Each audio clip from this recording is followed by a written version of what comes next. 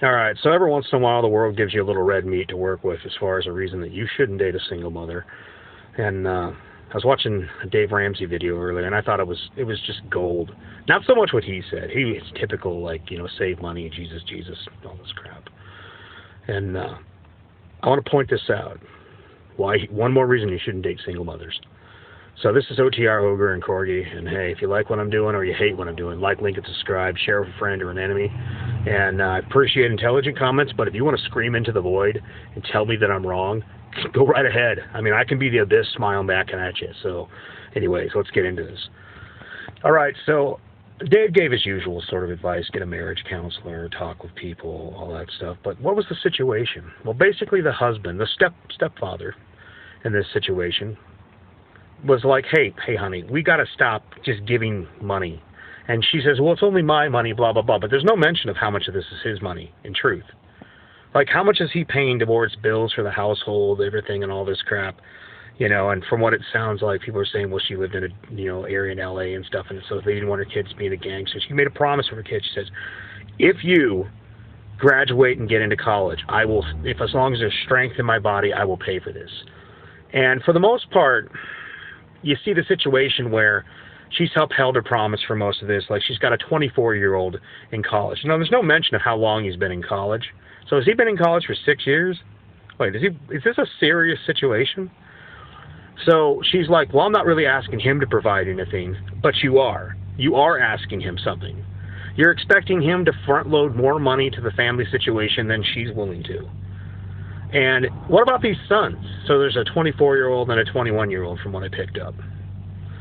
Well, wait a minute. If you love your mother and she really went out of her way to make sure that you didn't end up in a gang or shot or something, wait a minute. Take that back. Why the fuck were you raising your children in the hood? If you really love your children. I love my children. No, you don't. I'm going to bet this chick was on Section 8 and she did work a job or she did do something.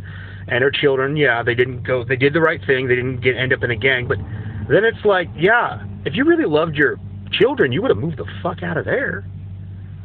So here's the situation where now that the kids are out of the house, maybe she's making a little more money. She's got her act together. She's got a new man in her life. And, they've been contributing for the last number of years. And the husband's finally like, hey, you know what, honey? You need to show these kids some, initiative. Let them fly. Tell them, hey, we're not contributing or less. And she's like, oh, I can't. I don't know. I'm fighting with my husband. He's actually left her. So either she's in her own house or her apartment, or, hey, she may still have kids on Section 8. I don't know. But if I was this guy, I'd be like, yeah, I would have left. In fact, I wouldn't have dated a chick that had kids. And I'm sorry, ladies, but if you're a single mother, you're essentially just a liability. Because let's be real about it. This father, like, okay, for instance, this stepfather, he's always going to be second fiddle, no matter how you figure this. Let's say that he contributes a ton of money to this situation, or he allows her to take all of her income and dedicate it to her children. Meanwhile, he's the one essentially paying all the bills. Down the road, or let's say he pays a lot into their upbringing and whatnot. Down the road, if they get divorced, do you think these kids are going to come back and be like, hey, stepfather, I know you did well for me. I'm gonna help you. You're old. You did good for us. I'm gonna take care of you. Fuck no, that never happens. The stepfather gets the worst treatment. In fact, let's be real about this. The biological father, which there was no mention of in the whole video or anybody bringing up, he's contributed fuck all shit. Like, we didn't hear about the father contributing, half of the money for the college or anything. The mother didn't mention any of that. So translation, this turns into she's really going out of her way. And a lot of people say that's totally respectable. I look at it like this. If your children were worth half of anything, they would have been like, no, Mom, I'm going to go get a trade. I'm going to get a trade. I'm going to learn how to do something worth a while. And you don't have to worry about it. I'll go into the military if I have to, because, hey, there's, I don't know if it's still the Montgomery GI Bill, but, there's the GI Bill. And then there's the situation with, veteran health care and whatnot. It's not bad. Or, hey, I'm a truck driver, and I'm telling you, I'm not BSing you here. I save $100K every 2 years. That's profit. That's not like, nah, then you pay tax. No, that's profit. After everything's said and done, I save $100K in 2 years, $50K a year.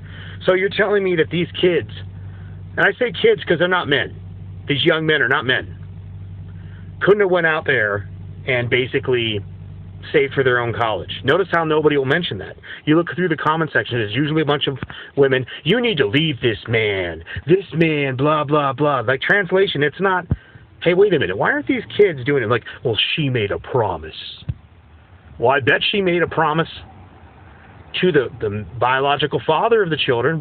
We didn't get that story, did we? Because she's a good Christian, mind you. So she made a promise probably to God and the biological father. Now, maybe the biological father's a douchebag, a guy in prison. Maybe he's dead. I don't know. But let's look at the situation for a second.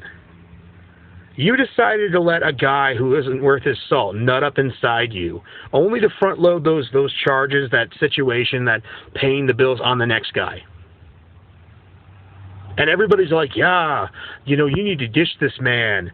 This man has basically shown up and helped take care of you.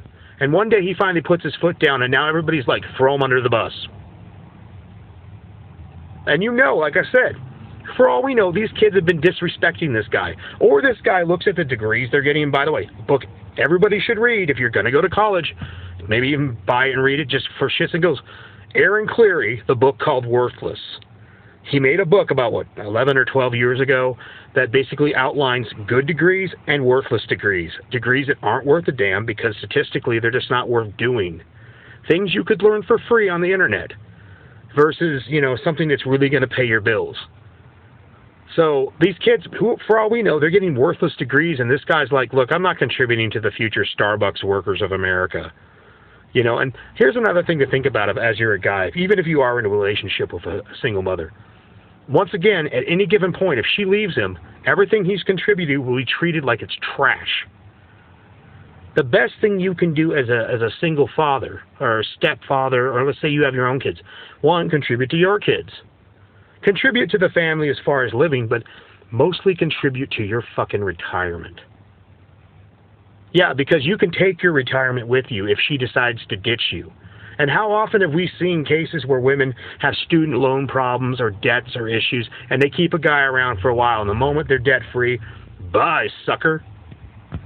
So, I don't know. It's a MGTOW moment, but you see these situations, and you're like, most people are like, she's a poor woman, she's doing the best she can. She didn't do the best she could for the majority of her life. But everybody will dogpile you if you're a guy. You're immediately guilty if you don't just say, yes, dear, yes, dear, yes, dear. Meanwhile, keep in mind, these two children are some other dude that apparently was such a fucking hero. He ain't there. And we don't even know what his story with her is. How do we know she's not crazy? But the point of it is that other guy was the guy she decided was good genetic material. The new guy is the guy she's just trying to get money off of. And mind you, a lot of these women say, well, I'm a good Christian and I believe in God. Yeah, everybody finds God after they fucked up. So anyways, this is OTR Ogre and Corgi. It's been a MGTOW moment. And I think, honestly, there's times I see some of this crap and I'm like, they're going to give the good Jesus answer on Dave Ramsey, and I'm just like, dude, this is why I can't take a lot of what he says seriously.